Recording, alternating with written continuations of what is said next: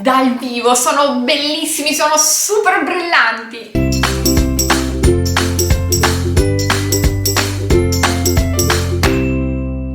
Di cosa sto parlando? Beh, degli adesivi olografici, vi faccio vedere come si realizzano. Mi trovo qui su Cricut Design Space per andare a realizzare degli adesivi olografici. Si può fare la stessa cosa con Silhouette Studio, andremo poi a vedere anche come utilizzare quest'altro programma.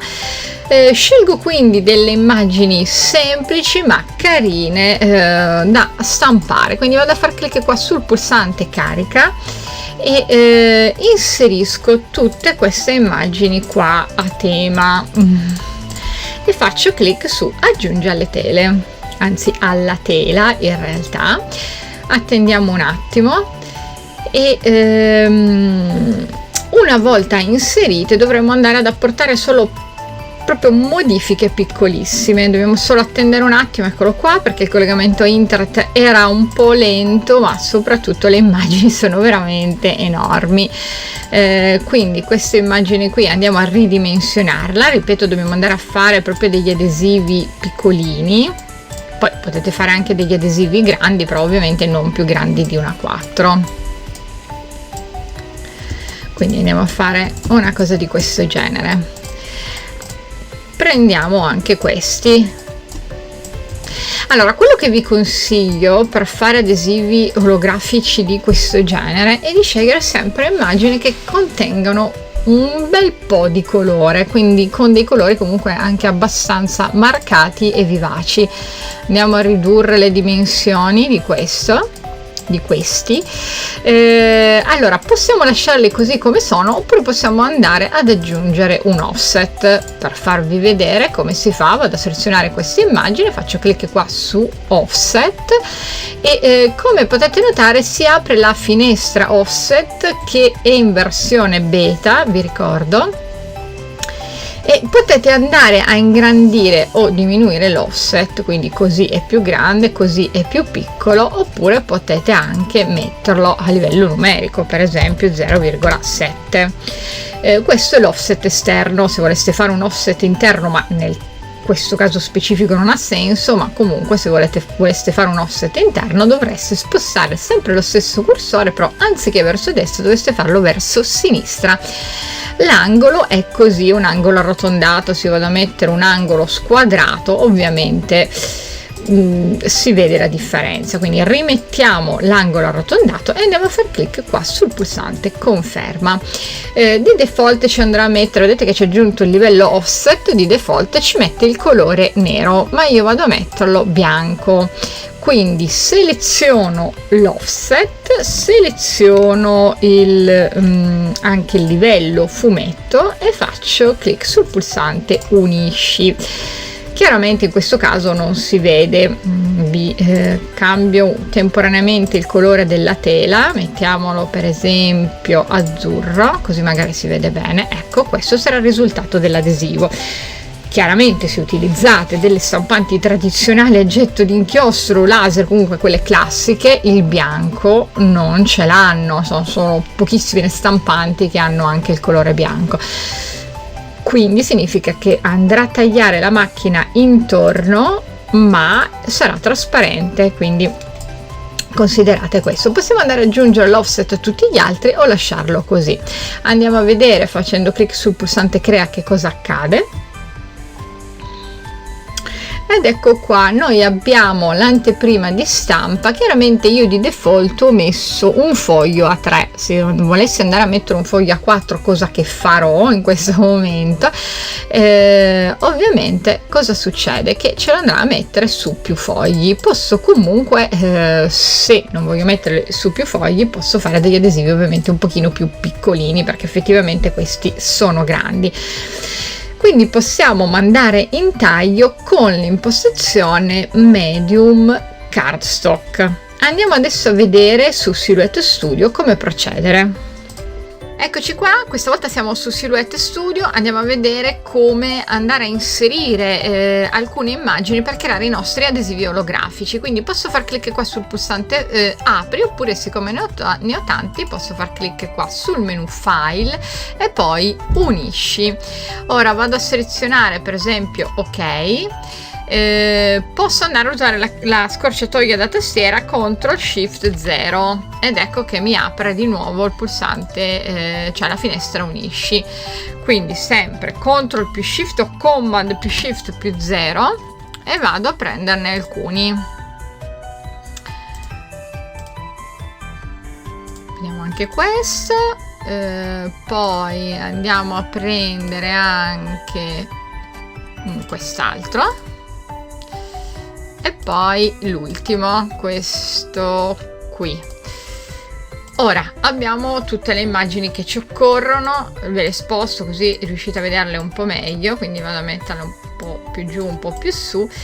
Possiamo andare a inserire un offset, quindi per inserire l'offset possiamo andare a far clic qua su questa icona a forma di stellina, vedete che c'è scritto apri finestra offset. Faccio clic adesso qua proprio sulla parola offset e qua posso andare a scegliere la distanza, vedete che se sposto il cursore più avanti o più indietro me lo fa più o meno grande e poi posso decidere se l'angolo è arrotondato oppure è squadrato. Faccio clic su inserire e vado a fare la stessa cosa, mantengo le stesse dimensioni anche con gli altri, quindi offset e poi inserisco, offset, guardo la dimensione e inserisco e lo faccio così con tutti gli altri. Posso farli ovviamente anche tutti selezionandoli tutti insieme. Ora a questo punto andiamo a spostarli un po' come ovviamente spostateli come preferite, non state mai attaccati qua ai diciamo, vedete questa griglia di colore grigia, ecco, non state mai attaccate perché altrimenti potrebbero esserci problemi con i crocini di registro. Piuttosto fate un pochino più piccole se è possibile, ovviamente ridimensionate leggermente. Anche qua la stessa cosa, vedete che qua va troppo in basso, ecco, quindi dobbiamo andare a spostare leggermente questi oppure eventualmente ridimensionare un pochino questo qua. Quindi attenzione molto bene a queste griglie. Ora andiamo a far clic qua sul pulsante invia e la prima cosa che vediamo in anteprima diciamo di taglio è questo. Vedete che c'è sia la parte rossa internamente sia la linea esterna dell'offset. Ovviamente noi non dobbiamo tenere tutte queste due linee, perché tenere tutte queste due linee significa andare a fare il taglio anche nella parte interna e invece non va bene. Quindi vado a selezionare la parte interna così e faccio clic qua alla voce non ritagliare e faccio la stessa cosa con tutti, quindi non ritagliare, faccio la stessa cosa anche qua. Vedete che in questo modo mi andrà a stampare ma mi taglia solo ed esclusivamente la parte esterna. Ed ecco qua, quindi siamo pronti, andiamo semplicemente a collegare la macchina, anzi la prima cosa che dobbiamo fare in realtà è mandare in stampa.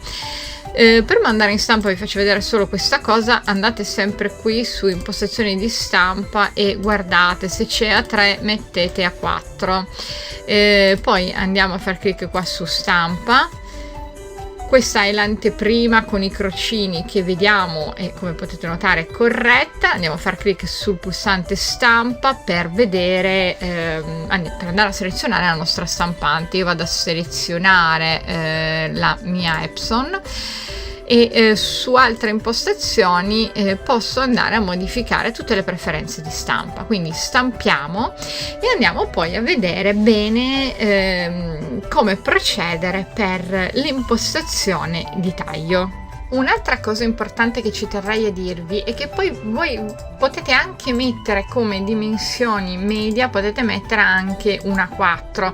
In questo caso, se state utilizzando una stampante normale, potrebbe essere necessario rifilare leggermente il foglio. Infatti non è una 4 preciso, ma è 21,50 x 28. Se non avete problemi di questo tipo, quindi a inserirla anche a 21,50 cm, quindi sono praticamente 5 mm in più di un normale foglio A4, allora vi consiglio di impostare qua, come appunto impostazione pagina, dovete fare clic su questa icona in alto a forma di foglio, mettete proprio la larghezza e l'altezza reale, quindi 21,50 x 28 cm. Ora andiamo a far clic sul pulsante invia, chiaramente sempre dopo aver stampato. Qua abbiamo già corretto tutto, quindi dove tagliare e dove non ritagliare, e andiamo a mettere come selezione questa, quindi fogli adesivi olografici. Per cercarla scrivete semplicemente nella casella di ricerca holographic oppure ologra, come ho scritto io adesso, e selezionate questo fogli adesivi olografici. Ora come lama controllate sempre che quando la macchina è collegata l'autolama sia stata rilevata. Eventualmente io in alcuni casi mi trovo meglio a utilizzare la lama quella manuale, però comunque l'autolama diciamo che di per sé funziona comunque abbastanza bene. Mettete come forza, allora questa è la forza che è di default, quindi 33, velocità 4, un passaggio, poi dipende quanto volete tagliare i adesivi olografici, cioè se volete andare fino a fondo o meno. Eventualmente se volete andare più in profondità potete aumentare un pochino la profondità, e dovete aumentarla abbastanza se volete andare proprio fino a fondo, oppure potete lasciare profondità e forze identiche e andare a mettere 2 passaggi come in questo caso. Ora inviamo e andiamo a vedere come stampa, anzi come taglia in realtà il nostro plotter. Ed ecco qua, questa è la nostra stampa. Guardate che belli che sono questi adesivi olografici. Adesso vi faccio vedere la confezione. Prima però voglio mostrarvi la caratteristica principale di questi fogli. Prima di tutto non sono come quelli che abbiamo visto in un altro tutorial, che servono per o per meglio dire si usano con la tecnica della laminazione, quindi andiamo a posizionare il foglio olografico sopra un foglio normale precedentemente stampato. In questo caso possiamo andare a fare la stampa diretta su questo foglio olografico, e come potete notare qua ha degli angoli in alto che non sono con l'adesivo olografico, quindi è in sintesi cartoncino normale, per cui ci permette di vedere bene, ma soprattutto permette alla macchina di vedere bene i crocini di registro. Quindi adesso vi faccio vedere la confezione e poi procediamo con il taglio.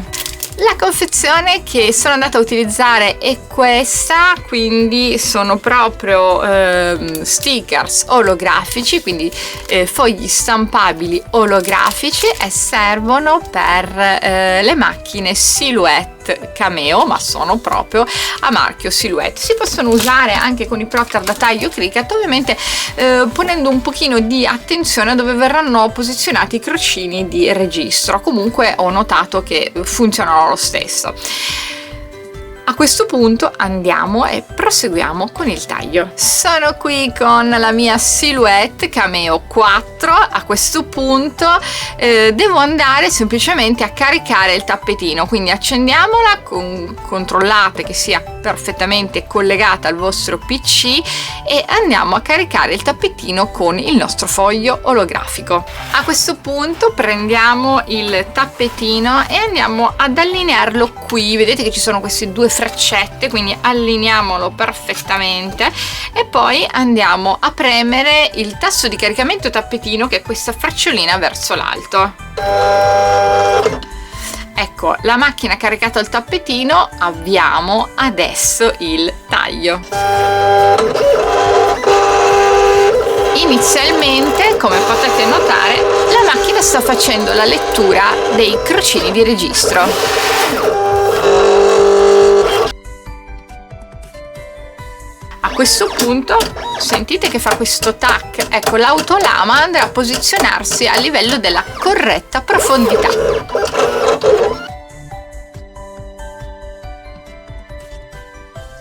Una volta terminato il taglio dovete andare a premere questo pulsantino qua, che è quello di scaricamento tappetino. Attenzione, perché se avete un tavolo piccolo il tappetino cade sicuro, quindi tenete fermo con una mano il tappetino e poi premete questo per lo scaricamento. A questo punto guardiamo il risultato, guardate che colori pazzeschi. Comunque guardiamo il risultato, posizioniamo sempre il tappetino al contrario e facciamo così, in questo modo, per togliere. Alcune parti magari vi rimangono attaccati al tappetino, come in questo caso, mentre altre sono così, cioè dovete semplicemente staccarle in questo modo qua. Guardate che bello il risultato, ve lo faccio vedere anche un pochino più da vicino. Guardate che colori pazzeschi. A me questa carta piace veramente, non tanto ma tantissimo. Ovviamente sono degli adesivi, quindi potete poi incollarli dove volete voi. Sono anche molto belli per delle agende un po' particolari. E queste parti qua invece, che ovviamente c'è tanto scarto quando si fa il print and cut, questo penso che lo sappiate già tutti. Comunque potete per esempio mantenere comunque questa pellicola e utilizzare le mini fustellatrici per andare a fare dei cuoricini, delle stelline, cose di questo genere, poi da utilizzare come elementi decorativi. Comunque questo è il risultato che ottenete con il print and cut di Silhouette. Spero che questo tutorial vi sia stato d'aiuto. Come sempre vi ricordo che ne trovate tanti altri sul canale YouTube My Cricut, che potete iscrivervi al gruppo Facebook Cricut e Silhouette Italia.